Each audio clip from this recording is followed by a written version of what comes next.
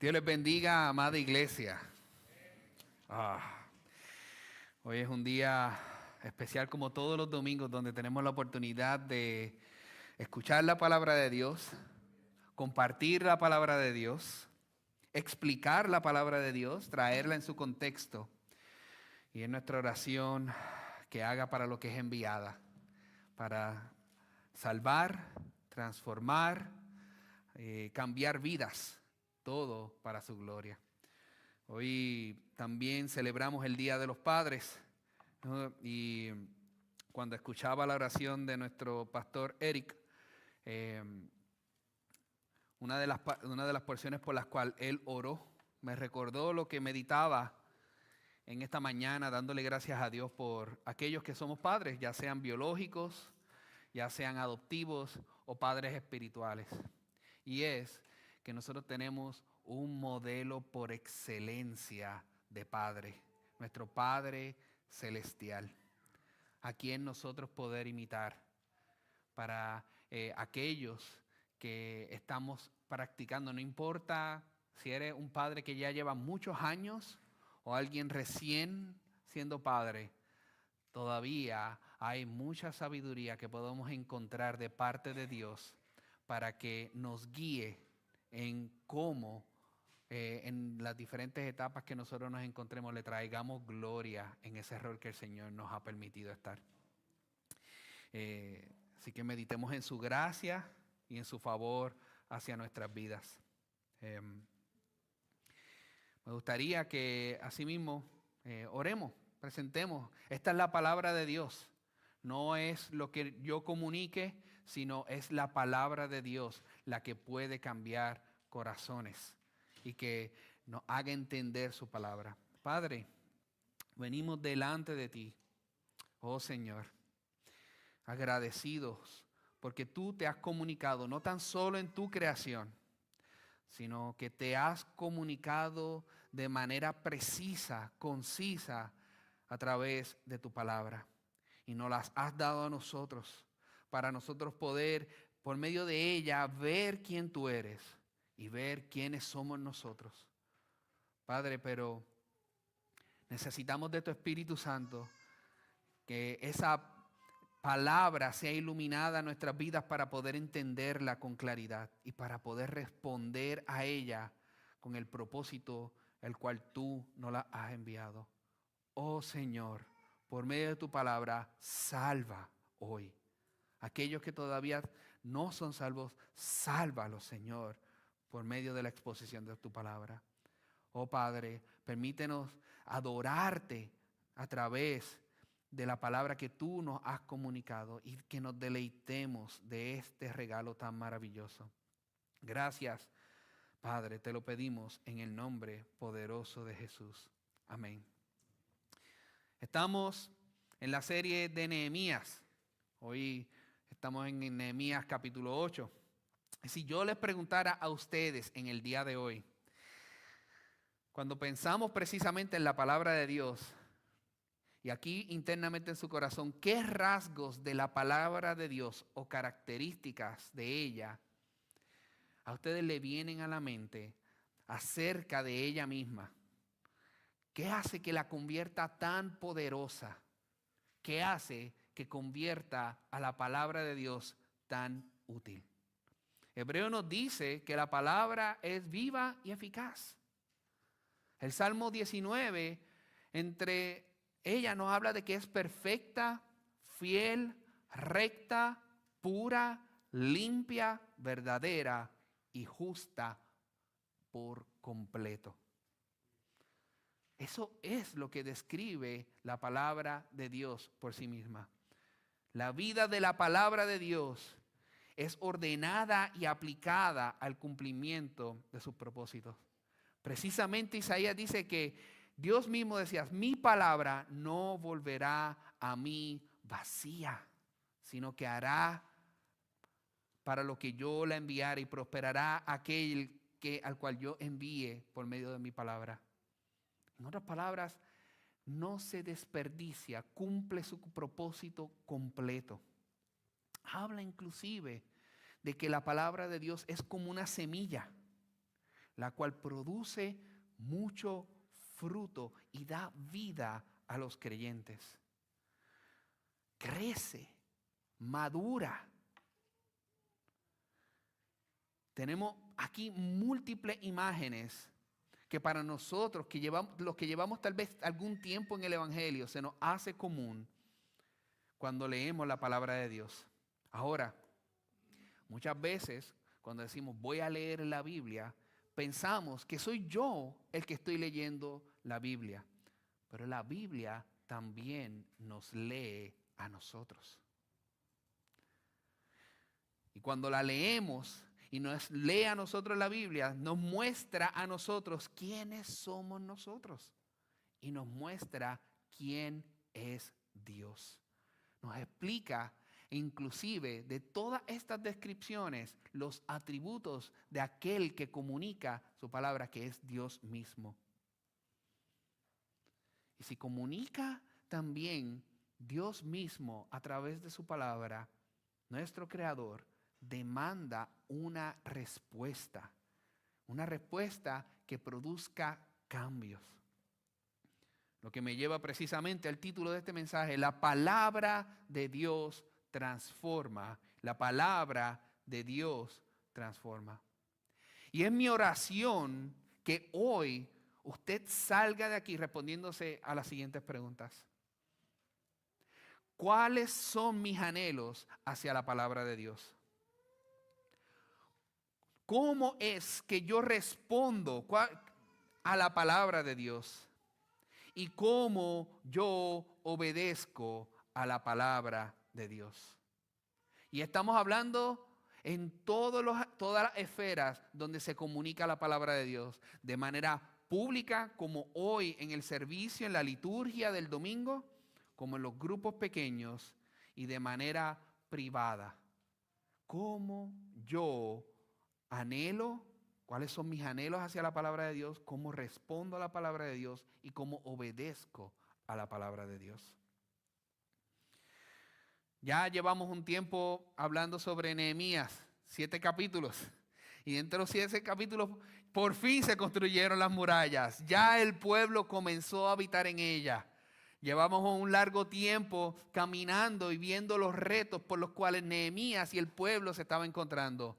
Pero aún con las distracciones, aún con las amenazas, aún con los temores, aún con todo, perseveraron y lograron el poder reconstruir las murallas, restablecer la gloria de Dios a través de la imagen de este pueblo que Dios mismo escogió. No tan solo eso, sino que fue repoblada de todo tipo de personas que pertenecen al pueblo judío, de todas las tribus. ¿Ya? ¿Se acabó la historia? ¿No hay nada más que decir? No. Ahora vamos a ver y vamos a caminar por qué era lo que ellos anhelaban a través de la palabra de Dios. Porque nos muestra que ellos anhelaban la lectura de la palabra, entender la palabra y obedecer la palabra. Nosotros cuando caminamos desde el verso 1, ¿qué es lo primero que ellos responden después? ¿Qué sucede después que estas murallas son reconstruidas y que ellos comienzan a habitar nuevamente? Ellos, como un solo pueblo, le piden a Esdras, al unísono, quieren que traiga la ley de Moisés. ¡Wow! Las murallas son reconstruidas y tú pensarías, ¿es tiempo de descansar? No. El pueblo de Dios dice, queremos la palabra de Dios, queremos la Biblia. Y cuando hablamos del libro de Moisés, nosotros lo podemos conocer más comúnmente como el Pentateuco, los primeros 5 libros de la Biblia. Está sucediendo aquí un evento histórico que no se llevaba a cabo, para que lo tengamos de perspectiva, hace 170 años esto no sucedía. Hace más de 170 años esto no sucedía.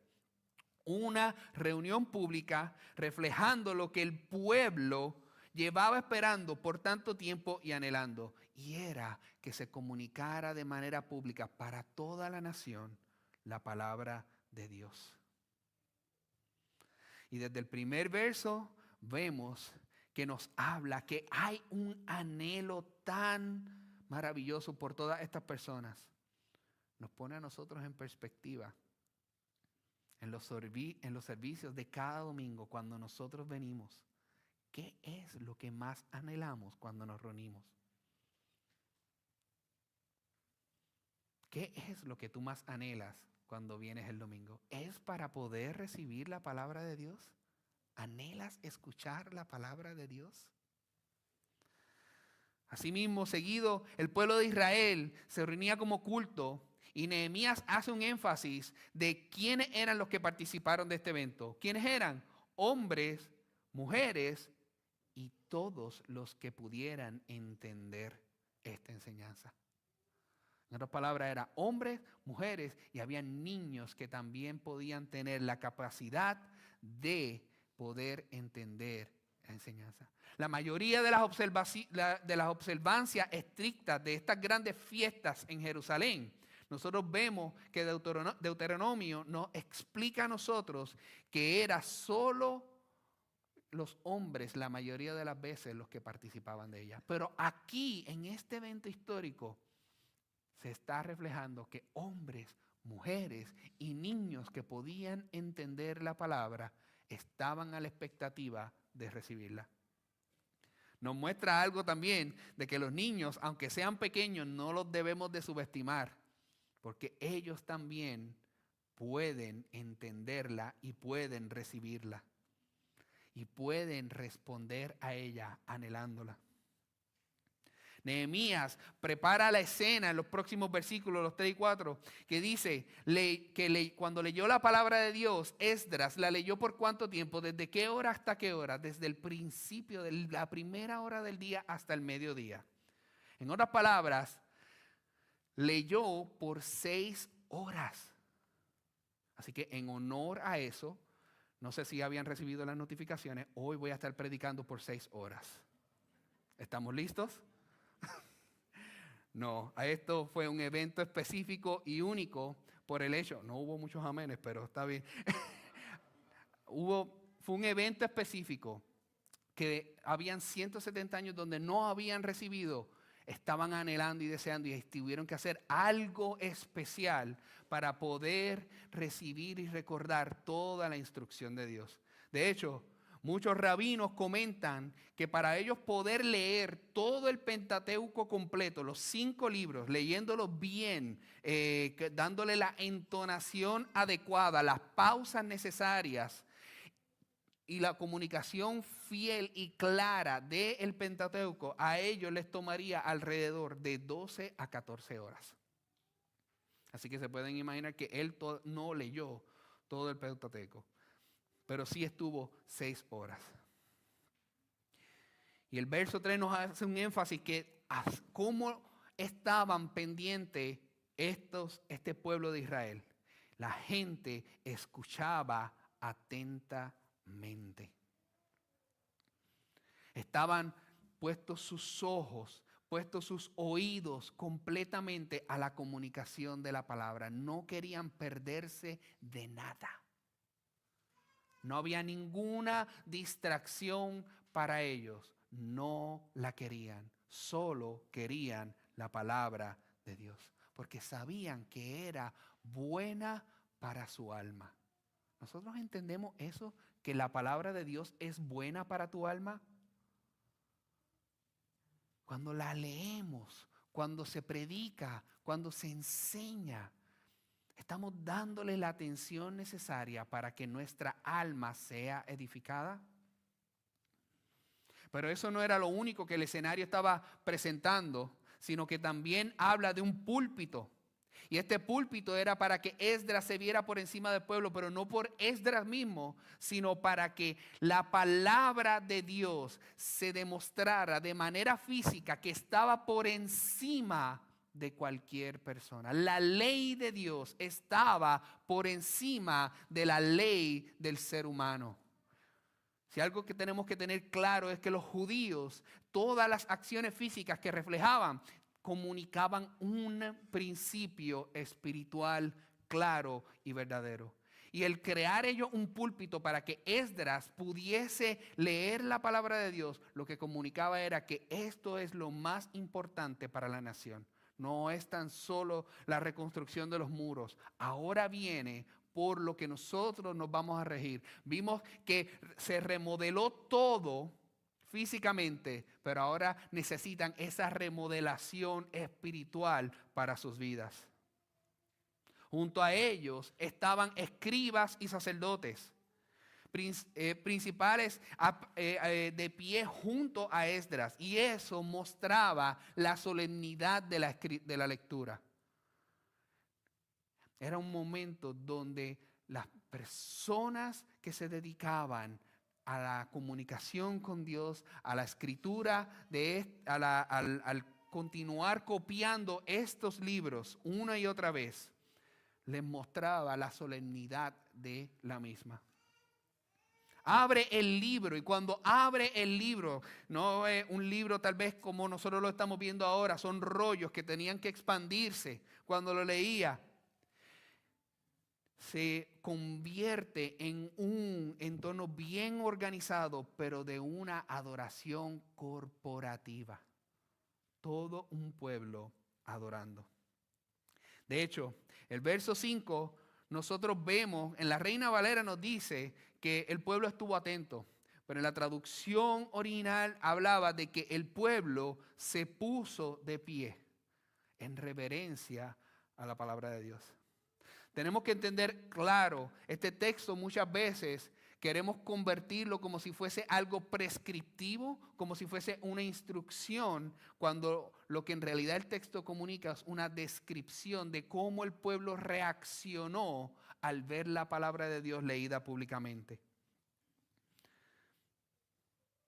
Esto no es un mandamiento de que la Biblia se debe de leer de manera de pie, ni tampoco indica que hay una postura específica donde se debe leer adecuadamente la palabra de Dios.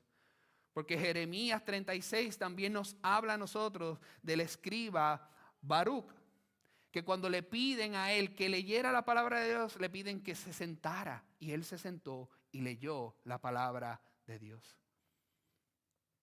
Es un error tanto exegético como litúrgico insistir que estar de pie es la única postura correcta para las escrituras.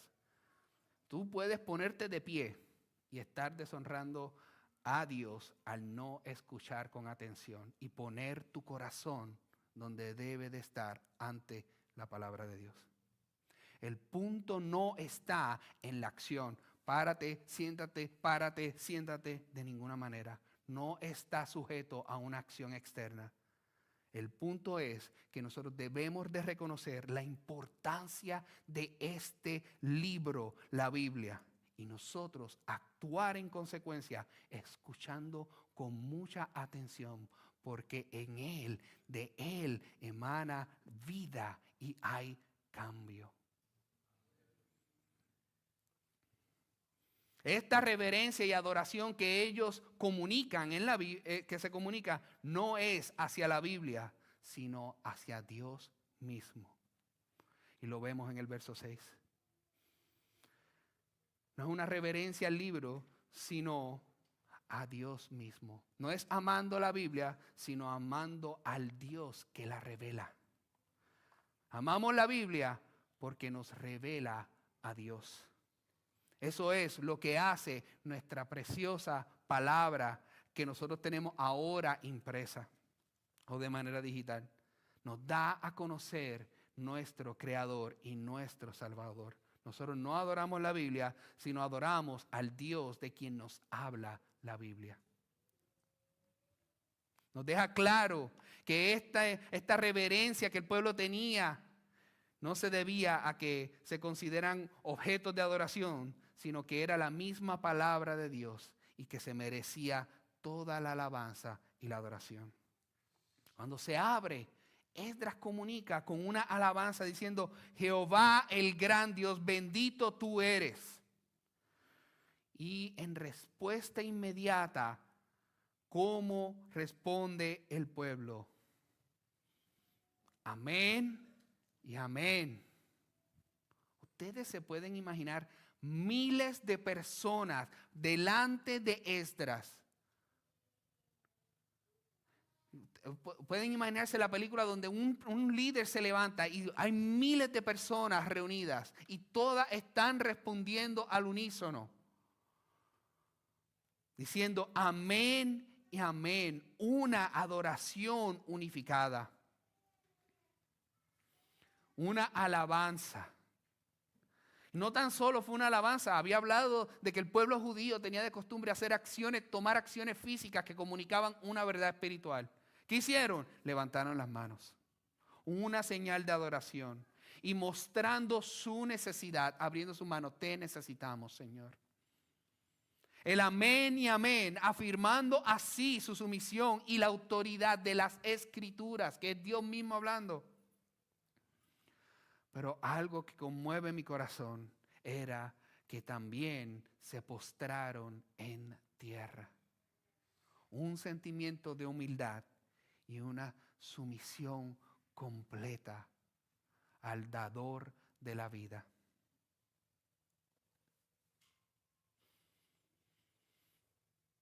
Eso es lo que para nosotros debe de ser cuando escuchamos la palabra de Dios o vamos a recibir la palabra de Dios. Aunque no lo hagamos físicamente, pero que en nuestra disposición de nuestro corazón haya ese sentimiento, esa disposición de adoración. Esa disposición de que tengo sed de mi Dios, de que me comunique su verdad. De que reconozco la autoridad que tiene la palabra de Dios sobre mi vida, que me muestra cómo debo de vivir, cómo debo de comportarme. Y en humildad y sumisión, porque no la cumplo a cabalidad, no la cumplo de manera perfecta, pero en ella también encuentro restauración, consuelo, gracia, gozo. Más adelante, no sabemos exactamente cómo funcionaba la logística, pero entre ellos, este grupo de personas también, levitas, estaban explicando la ley de Dios. Y en diferentes versiones vemos que explican, otros traducían, otros leían con claridad. En el hebreo, cualquiera de estos términos se puede utilizar en cualquiera de estos términos. Yo diría como cuando uno está tomando un examen de escoge todas las anteriores. Se explicaba, se traducía y se leía claramente. Más adelante, cuando lleguemos al capítulo 13, vamos a ver por qué razón se traducía, ya que llevaban 170 años que habían sido cautivos por diferentes reinados, Babilonia, luego el reino de Ciro. Y entonces había un idioma el cual se había mezclado, que era el arameo. Y de hecho el verso 13 decía que no hablaban el hebreo, sino hablaban el arameo. Entonces necesitaban, para poder entender la palabra de Dios, traducción. Además de leer con claridad, porque vemos la frase que dan el significado en el verso 8. Y entonces nosotros podemos ver que están dando una exposición. ¿Se le hace esto familiar, esta escena para nosotros en nuestros tiempos? Esto es la predicación de la palabra, hermanos. Precisamente estamos viendo por primera vez aquí en Nehemías que se está predicando, no tan solo leyendo la palabra de Dios, sino se está predicando la palabra de Dios. Y todo lo que componen ella se leía y se leía con la entonación adecuada, las pausas adecuadas, una voz que pudiese comunicar el sentimiento del autor a través del Espíritu Santo para que pudiesen darle un contexto claro. Por eso es importante que inclusive que el que lee públicamente aquí la palabra de Dios, ya sea del grupo de adoración o aquí, cuando se lee la palabra de Dios, tienen la responsabilidad de ser diligentes, de estudiar el texto para poder darle la entonación correcta y que el pueblo pueda ir entendiendo según se va predicando y explicando. Ahora, esta predicación de la palabra, que es algo que nosotros hacemos énfasis para la gloria de Dios en nuestra iglesia, es que explicamos el texto en su contexto, qué estaba sucediendo en ese tiempo. Pero para ellos también se estaba explicando cómo eso aplicaba de manera post-exílica, después de que ellos regresaron del cautiverio. Cómo aplicaba para ellos en su presente. Y asimismo nosotros debemos de hacerlo al exponer la palabra de Dios. ¿Qué significó en aquel momento? ¿Por qué razón? Y cómo eso aplica ahora a mi vida. Y esto, cada vez que nosotros exponemos la palabra de Dios, cada vez que nosotros aconsejamos, cada vez que nosotros discipulamos, tenemos esa gran tarea. Tanto en una asamblea pública grande como en los servicios de domingo, como en los grupos pequeños, y así también en el discipulado 1 a 1. Ambos son importantes, necesarios y vitales para la comunidad de los creyentes. La predicación, la verdadera predicación de la palabra de Dios tiene lugar cuando los siervos de Dios actuamos como portavoces de Dios, dejando que sea la Biblia la que hable, no nosotros. Ante todo esto, ¿cómo reacciona el pueblo cuando escucha la palabra de Dios en esta exhortación del texto? La palabra, al escucharla, produjo en ellos llanto. ¿Pero por qué? ¿Qué estaba leyendo Esdras? Habíamos hablado que lo que estaba leyendo era la ley de Moisés, el Pentateuco. Génesis, Éxodo, Levítico, Número, Deuteronomio. ¿Cómo es que ellos llegan al llanto? Solo se está leyendo y se está explicando. Ellos comenzaron a ver desde la creación del hombre, la rebeldía del hombre, que Dios los escogió a ellos a través de Abraham, los libertó del exilio y los escogió a ellos, los libró de la esclavitud para ser ejemplo para las naciones. Pero no tan solo eso, sino que los introdujo a la tierra prometida, pero también les dio su ley, 613 leyes, para que ellos pudieran observar, pudieran obedecer, pudieran cumplir, y que así mostraran el Dios, la gloria de Dios, en obediencia a sus estatutos. Pero por su desobediencia se encontraron con las consecuencias de caer en esclavitud. Este llanto es producido porque ellos vieron su pecado contra Dios. Estamos hablando pecado de comisión, que era que hacían lo malo, buscaban otros dioses, querían hacer lo malo, pero también pecados de omisión, que sabían que debían hacer cosas y no las hicieron. Así que podemos pecar por hacer lo malo, pero también pecamos por no hacer lo bueno. No hay manera de escaparse de esto. Algo maravilloso que produce este llanto esto es uno de los pasos para el arrepentimiento. Es un dolor por el pecado y el reconocer su culpabilidad. Nehemías no estaba sugiriendo que no hay lugar para el llanto, porque les comienza a decir: no lloren, este es día santo del Señor. Sino que lo que quiere llevar es que hay un lugar para el llanto en las verdaderas expresiones de la fe bíblica, sino que simplemente hoy debe ser un día lleno de alegría. Decía, es el gozo de Dios. ¿Qué significa esta alegría de Jehová? ¿Qué significa el gozo de Dios? Esta frase se refiere al gozo de que a Dios se ha complacido de salvar a esta nación. Se ha complacido de restaurar a esta nación. Fue conmovido Y asimismo movió el corazón de Ciro para que permitiera volver a los exiliados al pueblo, a reconstruir el templo y así traer a Esdras y a Nehemías de vuelta para dirigir la reconstrucción de los muros y reconstruir la adoración al Dios verdadero.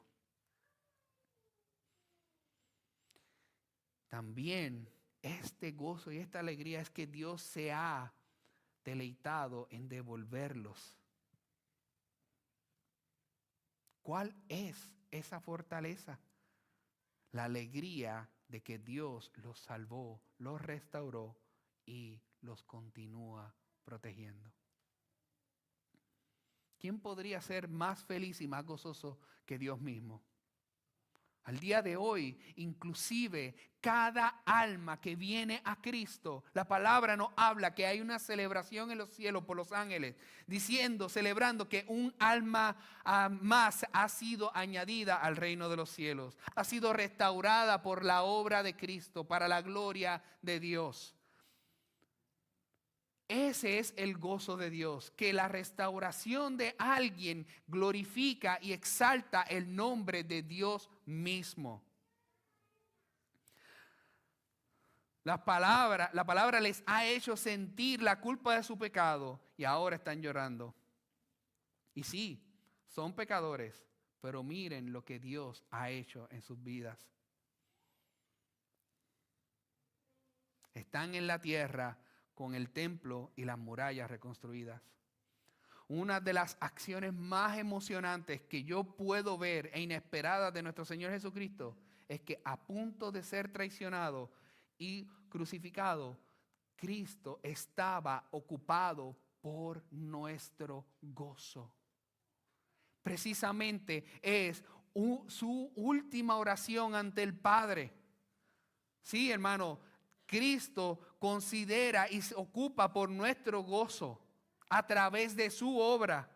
En su oración, en Juan 17, Él dice, pero ahora voy a ti, hablando Cristo que ahora voy al Padre y oro esto en el mundo para que tengan ¿qué? Mi gozo completo en sí mismo. La obra de Cristo es que nosotros podamos tener el gozo del Señor en nuestras vidas.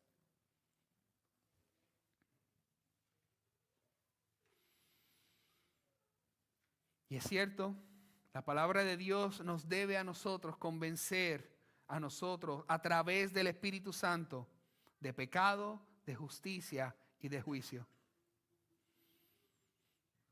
Y nosotros lo vemos cuando Pedro está predicando la palabra de Dios en su primer sermón. Vemos que el Espíritu Santo los trae a convicción de pecado. Y cuando los lleva a convicción de pecado, ellos mismos preguntaron, ¿qué entonces podemos hacer?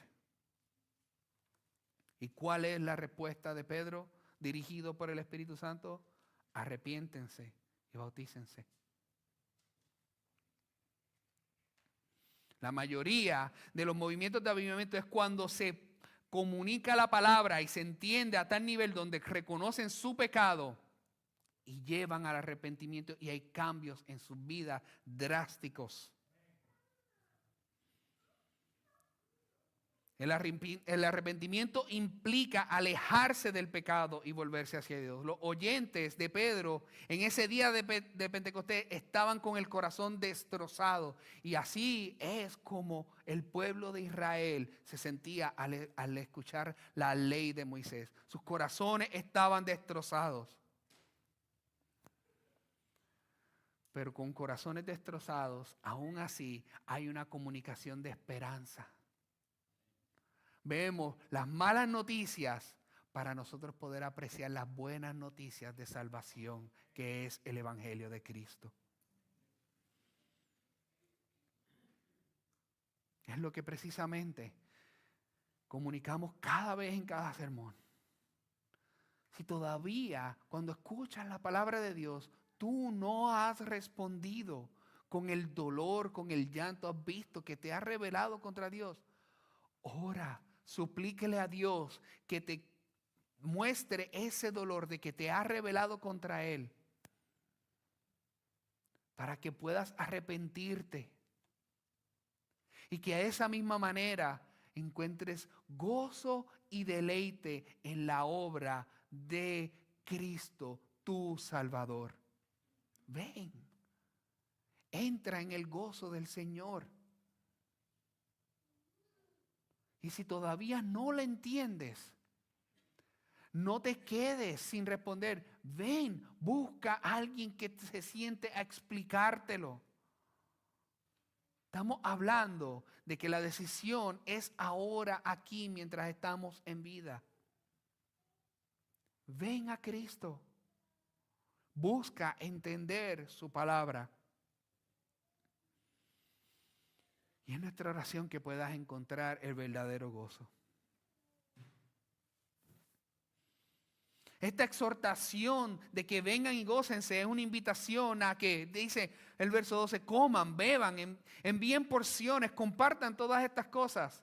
Y es porque esta celebración no tan solo es un reflejo de la restauración que Dios ha hecho en sus vidas, sino también es un culto donde en Deuteronomio se dice que se cumpla con el propósito de que ellos vieran los ricos dones, las bendiciones que Dios tiene para ellos, sus privilegios. ¿Qué diferencia tan grande vemos aquí en el pueblo de Dios cuando ellos comprenden la palabra? De hecho, el profeta Oseas habla de que la razón por la cual el pueblo perece es por falta de conocimiento, por falta de entendimiento. Pero aquí en Nehemías el entendimiento no faltó, entendieron y produjo en ellos un cambio, una transformación de cómo se veían ellos delante de Dios. Jesús mismo utilizó las escrituras del Antiguo Testamento y llamaba a los fariseos hipócritas porque no entendían genuinamente la ley de Dios. Pero aquellos de pobre espíritu, aquellos verdaderamente necesitados, se maravillaban y prestaban atención y escuchaban para obedecer la autoridad de aquel que se hizo hombre, Dios mismo, para salvarnos. Este entendimiento que produjo llanto también produce obediencia. Los versos 13 al 14 habla de que al día siguiente, ya terminó el día, se leyó la Biblia bastante, hubo llanto, hubo que calmarlos para que pudiesen celebrar el verdadero gozo del Señor, y el día siguiente se volvieron a reunir. Pero esta vez se reunieron los sacerdotes, los escribas y los líderes. ¿Quiénes son los líderes de cada hogar? Los padres, los esposos. Hoy es el día de los padres. Así que esto debe ser una exhortación para ustedes. La responsabilidad y la diligencia de ocuparse en la palabra de Dios para poder ser líderes en su hogar. Un líder bíblico que le traiga gloria a Dios. Ellos asumieron su responsabilidad y anhelaban estudiar la ley para llevarlo a sus hogares. Ahora, en medio de esto, se encuentran que están en la temporada de las fiestas de los tabernáculos o la fiesta del séptimo mes. Esta fiesta de los tabernáculos conmemoraba el peregrinaje cuando Dios los saca de Egipto y los lleva al desierto y Dios les provee, los protege, los cuida y los señalaba como pueblo de Dios. Que Dios los había rescatado del cautiverio y los estaba llevando por 40 años a la tierra donde fluye leche y miel. Esta fiesta celebraba dos verdades: la protección de Dios en tiempos de amenaza y la provisión de Dios en tiempos de dolor. Este pueblo, como parte de la celebración, Y tenían que entonces ir a buscar ramas de olivo y otros tipos de ramas de árboles y hacer cabañas encima de sus hogares ya hechos establecidos, para poder recordar, para conmemorar ese momento vívido de donde ellos estaban en el desierto y tenían que caminar por años. Amados, hablamos de que sí, Dios ponía sobre ellos durante el día una columna de nube para darles sombra y durante la noche una columna de fuego donde ellos recibían calor. Y les daba maná del cielo, los alimentaba continuamente y también les daba agua cuando tenían sed. Pero aún así tenían que vivir en cabañas, era incómodo. Yo no sé ustedes, si o alguna vez alguno les produce en su corazón querer regalarme a mí un tiempo de cabaña, no es un regalo a mi vida. Porque hay que preparar la cabaña y después del disfrute hay que volver a recogerla, limpiarla y llevarla al hogar nuevamente. Y este era el día a día del pueblo de Israel. Por las noches cuando llegaban a su destino tenían que montar las cabañas, pero por las mañanas cuando tenían que seguir caminando tenían que volver a recaerla. Era un trabajo continuo y era doloroso, era incómodo, aún en medio de la provisión de Dios. Pero cuando el pueblo de Israel, los líderes de los hogares se encuentran con que esta celebración ellas la tenían que hacer cada 7 años, ¿cuál fue la respuesta de ellos? Fue una obediencia inmediata. En cuanto supieron que Dios les pedía salir al monte y traer ramas de olivo, de acebuche, de mirto, de palmera y de árboles frondosos, ellos inmediatamente salieron y las trajeron e hicieron cabañas, cada uno sobre su tejado y en sus atrios, y en los atrios de la casa de Dios, y en la plaza del puerto de las aguas, y en la plaza de la puerta de Efraín. Así como exigía la palabra de Dios. Ellos no se preguntaron, ¿ahora qué hacemos? Ya porque tenemos casa, acabamos de ser restaurados, no hicieron excusas. Ellos obedecieron. Id y haced. Y ellos cumplieron diligentemente la palabra de Dios. Siempre debería ser así, aún para nosotros. Cuando escuchamos la palabra de Dios, entendiendo que Dios nos está llamando a nosotros en algo, a obediencia, nosotros debemos de ir y hacer. Hay algo que yo comunico siempre. La obediencia tiene elementos. Es inmediata, es completa, es gozosa y es sin queja. La obediencia es inmediata, es gozosa, es completa y es sin queja. Y esto fue lo que hicieron los líderes de los hogares. Una obediencia completa y alegre. ¿Cuándo fue la última vez que nosotros fuimos llamados a una obediencia a través de la palabra de Dios y nosotros la obedecimos completa, con gozo y no con una sonrisa falsa, sino con un gozo verdadero y sin queja? E inmediatamente. ¿Alguna vez has leído algún pasaje de la Escritura solo para descubrir que te estaba leyendo a ti? Y mientras lo leías, tu conciencia te hablaba de que no estabas cumpliendo con ella y estabas siendo descuidado o descuidado con la palabra de Dios. ¿Cómo estás respondiendo en esos momentos? ¿Te resistes? ¿Te retraes? ¿Por qué? Obedece felizmente y de todo corazón. Precisamente, Jesús dice, el que me ama, obedece mis mandamientos. Romano nos habla que ahora no somos esclavos del pecado, sino que hemos sido hechos obedientes de corazón a la palabra de Dios enseñada.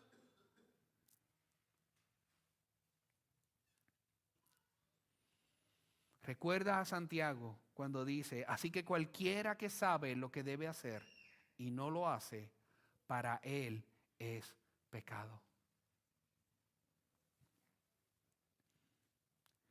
Nehemías continúa trayendo un dato histórico que no se cumplía esto desde los tiempos.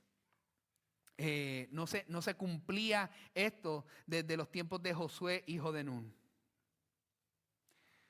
Y es con el propósito de que ellos consideren y contemplen y vean la relación de que llevaban años, décadas, siglos sin ellos obedecer y no encontrar gozo a través de la obediencia a su Señor. Nada se compara con saber que estás haciendo la voluntad de Dios. Qué gozo maravilloso saber en nuestras vidas cuando estamos cumpliendo la voluntad de Dios y obedeciéndola. Esta alegría se continúa prolongando. La semana completa continuó de la misma manera y cada día, desde el primero hasta el último, se leía en el libro de la ley de Dios. Y se celebraron todas las fiestas hasta el 8º día y hubo asamblea solemne conforme a la regla. Cuando Esdras y sus ayudantes expusieron las escrituras, aquel día el Espíritu abrió los corazones y las mentes de la gente que la estaban recibiendo. Esta respuesta no fue una respuesta emocional. Esto fue Dios mismo, el Espíritu de Dios, abriendo sus corazones, confrontándolos. Este ritual, esto que sucedió, nos apunta a Jesús, el verdadero cumplimiento de la palabra viva que vino a caminar junto al hombre.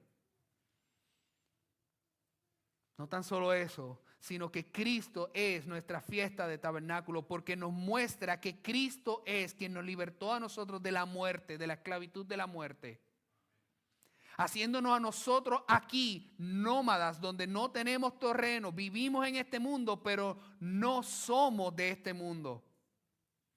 Vivimos de manera temporal, caminando, reflejando la gloria de Dios en obediencia a Él.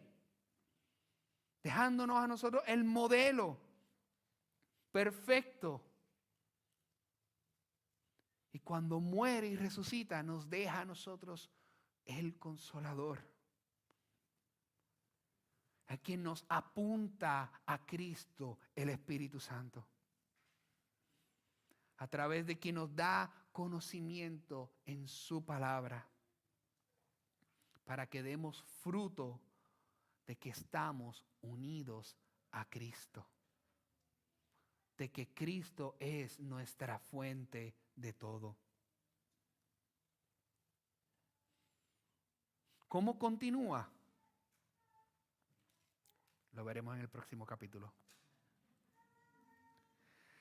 La enseñanza de la palabra de Dios, nosotros podemos ver a través de Nehemías 8, que nos muestra a nosotros que prefigura el papel de Cristo siendo Él la palabra de Dios.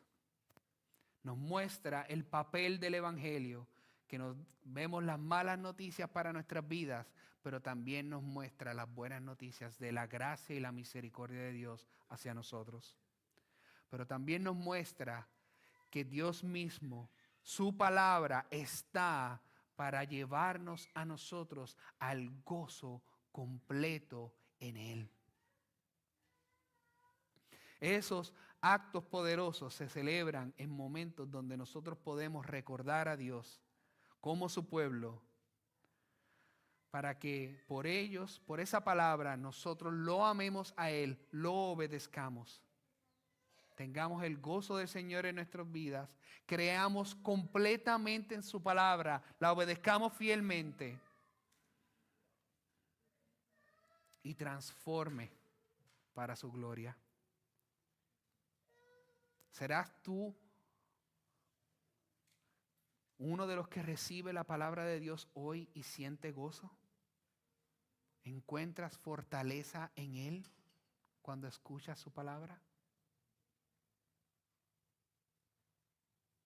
Al principio hice 3 preguntas. Si todavía tú no has respondido con anhelo, buscando responder de la manera adecuada y obedeciendo a ella, arrepintámonos y corramos al trono de la gracia y deleitémonos en aquel que nos ha provisto su palabra, a esa luz admirable donde nosotros ahora nos deleitamos como un solo pueblo, como el cuerpo de Cristo. Oremos. Padre, gracias por tu palabra. Gracias porque tu palabra es viva y eficaz. Oh Señor, perdónanos por todas las veces que nosotros no hemos respondido adecuadamente a tu palabra. Cuando caemos en la rutina y hacemos las cosas de manera mecánica, sin considerar que eres tú mismo hablándonos a nosotros. Cuando te conocemos a ti y tú nos muestras a nosotros quiénes somos nosotros, Señor, y nuestra necesidad de ti. Perdónanos, Señor. Pero asimismo, Padre, gracias porque tú nos traes nuevamente a través de tu Espíritu Santo para que nosotros podamos ver, entender y asimismo, ante nuestro dolor de nuestro pecado, venir en arrepentimiento a ti. Ayúdanos, Señor, continúa transformándonos a través de tu palabra y que cada servicio de domingo, cada culto cuando nos reunimos de manera pública, cada momento en donde nos reunimos en nuestros grupos pequeños, en nuestros discipulados, cuando exponemos la palabra, ayúdanos, Señor, a que seamos fiel en nuestra explicación, en nuestra lectura, en la comunicación de tu verdad.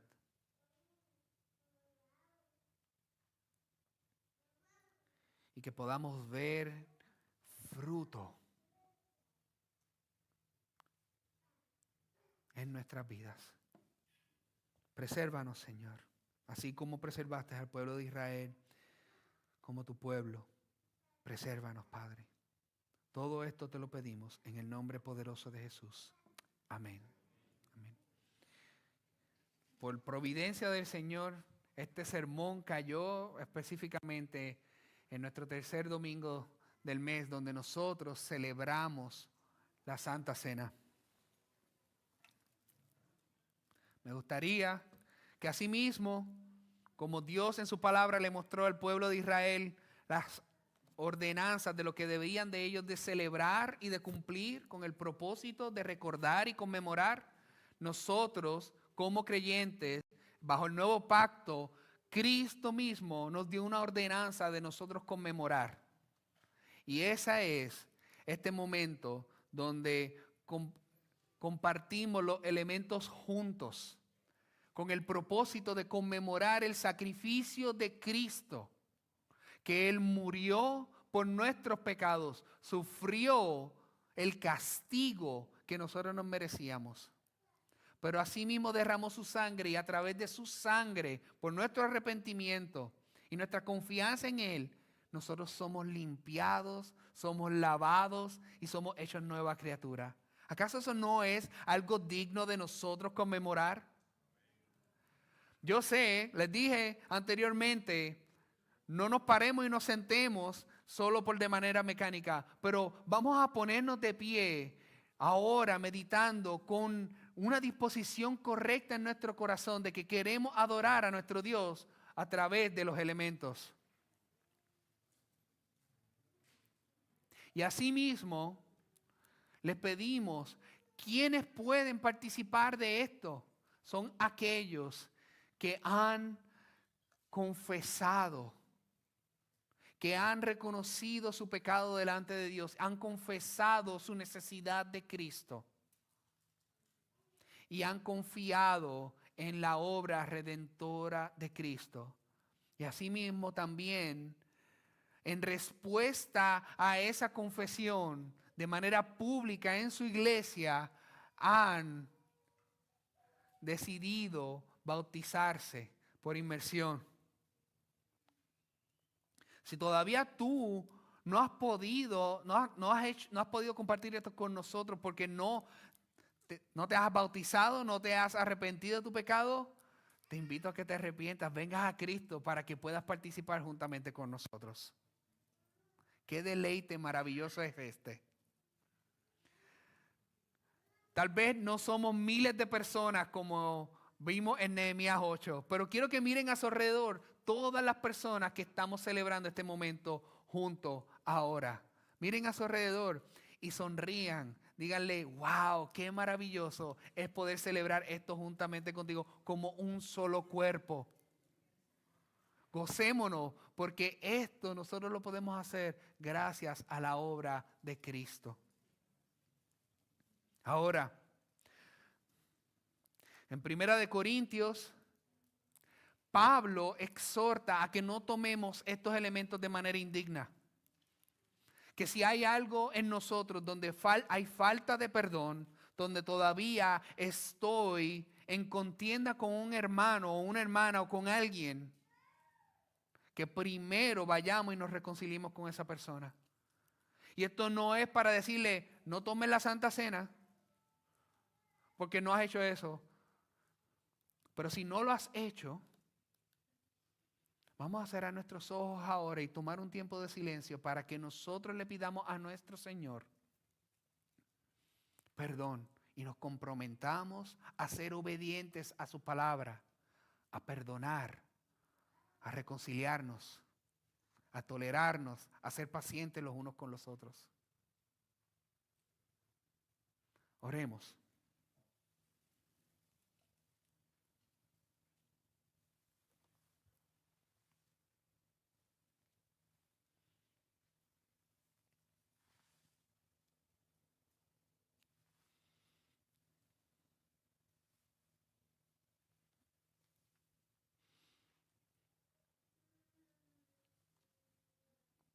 Padre, perdónanos.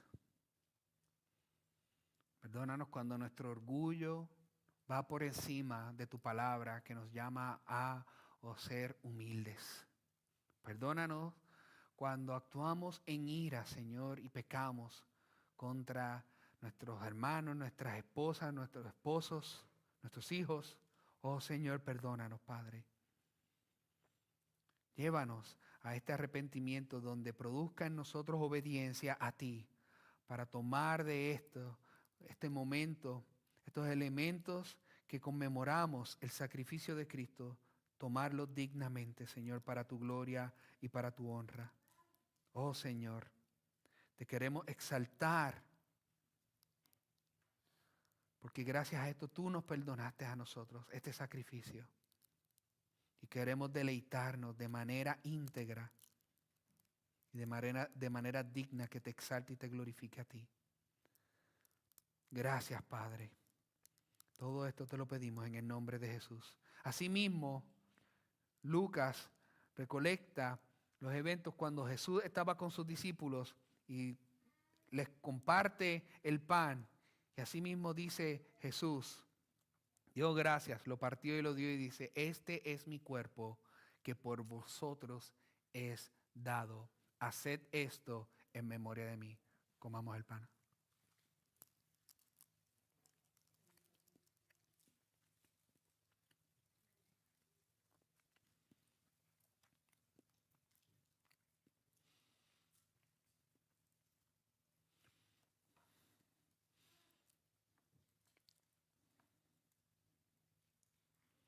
De igual manera, el verso 20 nos dice que después hubo cenado, tomó la copa diciendo, esta copa es el nuevo pacto en mi sangre que por vosotros se derrama. Tomemos la copa en agradecimiento de que a través de ese nuevo pacto Nosotros solo tenemos un sacrificio que ya lo hizo Cristo. No hay más ningún sacrificio que se tiene que hacer. Exaltemos a nuestro Señor por medio de eso, dándole gracias a Él. Y participemos del jugo.